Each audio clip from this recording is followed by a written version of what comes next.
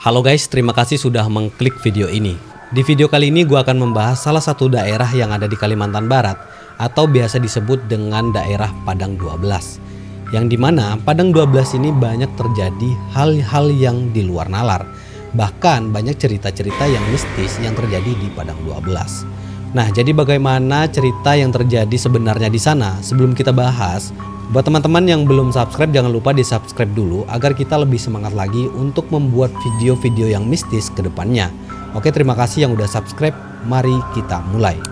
Di Provinsi Kalimantan Barat, tepatnya di Kabupaten Ketapang, terhampar sebuah kawasan luas yang dikenal masyarakat dengan nama Padang 12. Sekilas, tempat ini tampak seperti padang tandus biasa, hanya rerumputan kering, semak liar, dan jalan panjang yang sepi. Namun bagi masyarakat sekitar, Padang 12 bukan sembarang padang. Ia adalah tanah yang menyimpan kutukan, dan di balik keheningannya bersemayam kisah kelam yang membuat bulu kuduk merinding. Konon, ratusan tahun lalu, di tempat yang kini disebut Padang 12, terdapat sebuah perkampungan yang sangat makmur. Tanahnya subur, penduduknya hidup damai, dan hasil bumi yang melimpah ruah. Namun, kesejahteraan itu membuat mereka lupa diri. Keserakahan tumbuh dan masyarakat mulai saling iri, saling mencurigai, hingga terjadi perpecahan besar. Diceritakan bahwa pada suatu malam, seorang ulama yang dihormati di kampung itu memperingatkan mereka untuk bertobat. Tapi bukannya mendengar, penduduk justru mengusir sang ulama dan menertawakannya. Dan malam itu juga, langit mendadak menghitam, petir menyambar tanpa henti. Suara bumi bergemuruh seperti amarah yang bangkit dari dasar tanah. Dalam hitungan menit, desa itu lenyap tanpa bekas.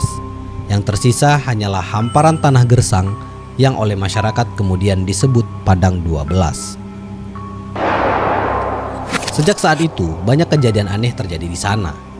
Warga sering mendengar suara-suara aneh saat malam hari.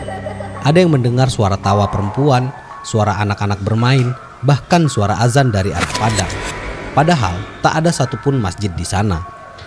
Beberapa orang yang mencoba melintas pada malam hari mengaku melihat bayangan orang berjalan tanpa kepala, dan kendaraan mereka tiba-tiba mogok tanpa sebab, tepat di tengah-tengah padang. Ada pula kisah seorang sopir truk yang melihat rombongan manusia berpakaian putih berjalan di sisi jalan. Namun saat disenter, semuanya lenyap dalam kabut. Kisah Padang 12 mulai banyak diperbincangkan sejak tahun 1980-an. Setelah muncul peristiwa tak biasa yang dialami oleh seorang legenda musik Indonesia, yaitu Rhoma Irama. Kala itu, Rhoma Irama dan Soneta Group dijadwalkan tampil di sebuah lapangan terbuka yang tak jauh dari kawasan Padang 12. Ribuan orang berdatangan malam itu. Lampu-lampu panggung menyala terang, suara penonton menggema hingga ke kejauhan. Namun sejak awal acara dimulai, suasananya terasa tidak biasa. Beberapa kru merasakan hawa dingin yang menusuk tulang, padahal udara Kalimantan malam itu cukup hangat. Salah satu teknisi sempat berkata, "Bang, ini kayaknya banyak penontonnya, tapi di belakangnya kok kabutnya tebal banget ya." Rhoma hanya tersenyum, mengira itu cuma perasaan mereka saja. Saat lagu yang berjudul Ani mulai dinyanyikan, mikrofon tiba-tiba bergetar hebat. Suara dari speaker menjadi bergema aneh, seperti datang dari berbagai arah. Beberapa penonton melihat bayangan-bayangan bergerak di belakang panggung. Padahal tak ada siapa-siapa di sana. Dan yang paling aneh, menurut salah satu anggota Soneta, jumlah penonton yang terlihat lebih banyak dari kapasitas lapangan itu sendiri. Barisan manusia seperti tidak berujung. Di tengah kabut, tampak kepala-kepala samar, tapi tanpa wajah yang jelas. Rhoma terus bernyanyi, namun dalam hatinya ia merasa ada sesuatu yang tidak wajar. Setelah konser selesai, ia berjalan ke arah lapangan yang kini mulai sepi. Namun saat menoleh ke sisi padang, ia melihat sesuatu yang tak bisa dilupakan seumur hidupnya. Di tengah kabut tipis, tampak ratusan sosok manusia berdiri diam menghadap panggung. Dan perlahan, satu persatu mereka berbalik arah dan berjalan menjauh ke arah Padang 12. Pagi harinya, lokasi konser itu kembali kosong. Tidak ada sampah, tidak ada bekas tapak kaki, seolah semalam tidak pernah terjadi apa-apa. Beberapa warga yang datang ke lokasi justru kebingungan, karena mereka mengaku tidak mendengar ada konser sama sekali malam sebelumnya.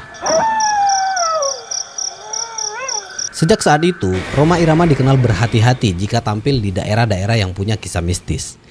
Dalam beberapa wawancara, ia tak menolak kalau pernah mengalami kejadian yang sulit dijelaskan secara logika, terutama di daerah Kalimantan Barat itu. Dan bagi masyarakat sekitar, kejadian itu menjadi bukti bahwa Padang 12 masih hidup. Arwah-arwah yang dulu hilang di bawah kutukan kadang muncul untuk menyaksikan kehidupan manusia, atau mungkin sekedar menonton pertunjukan musik dari dunia yang berbeda. Hingga kini, banyak orang yang masih melintas di Padang 12 saat malam hari.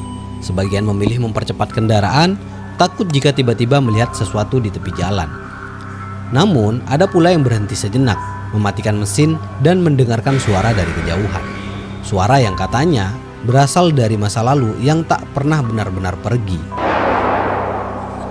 Padang 12 bukan hanya sekedar legenda. Ia adalah saksi bisu amarah yang menelan satu desa utuh. Dan hingga kini masih menyimpan misteri yang membuat siapapun merinding hanya dengan menyebut namanya. Jadi, jika suatu malam kamu melewati kawasan Padang 12 dan mendengar suara tawa atau musik dari kejauhan, mungkin mereka sedang menonton konser lagi. Tapi kali ini bukan dari dunia kita.